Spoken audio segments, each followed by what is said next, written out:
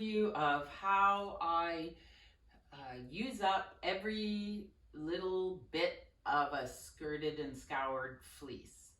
I'm mostly preparing the wool for spinning in this video. Okay, so to start with, I need 6 baskets plus whatever container you've got your scoured fleece in. I'm going to start off with combing the fleece. I just use a pair of mini combs. I'm not going to go over how to do all of that. I'm going to comb it and I'm going to diz it off and end up with some combed top like this that I just roll up into a ball, and that's all going to go into basket number 1. While you're doing that process, you're going to end up with waste. So all the waste that comes from that is going to go into basket number 2. So that's your first pass waste. You're then going to take that waste and you're going to comb it again, and from that you diz that off and you get smaller little balls.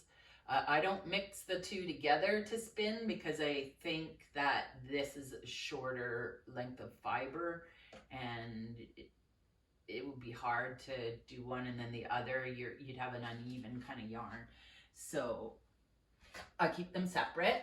Again, you're going to have waste from doing that. So that goes into basket number 4. And I'll just demonstrate actually what I do with the waste in basket number 4. I use the hand carders. Just take a little bit. You don't want to overload the carder. So I just put it kind of in the middle, just lightly pull it all onto there. There we go, that'll be enough. And then with just the tip of this one and going just to the tip of this one, I'm gonna slap it in, tip this up and pull it down. And you just keep working up the carder just a little bit to get it onto the end here. So this is something I learned that seems to work really well, is to slap it, tip it, and then pull it. Slap, tip, pull. You don't want to slap it too deep in there. You just want the tines to kind of brush across each other. Okay, so most of it is off of this one. It's all just at the tip on this one. I'm going to give it one more pass. I've just changed hands. So again, it's all just at the very tip, so it's not very much to get off.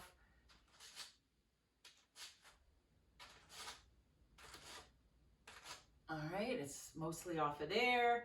It's nice fluffy cloud that we're going to get off of there. If there's any obvious VM or neps, you could pull it out now, or you can put it through again just by, you're going to pull this down and out, and if there is some stuff in there, just brush it through again. Just hold it with your hand like that. Take it all off, all the way across, just pulling down and out at the same time. And you end up with this nice handful of fluffy cloud. And that goes into basket number 5. So then you still have a little bit of waste left on your combs here, which I just brush off, which I'm not doing very successfully. There we go. So I just brush it off of there and put it into basket number 6, which is the final waste. And we're not going to throw that out either. We're going to turn it into dryer balls.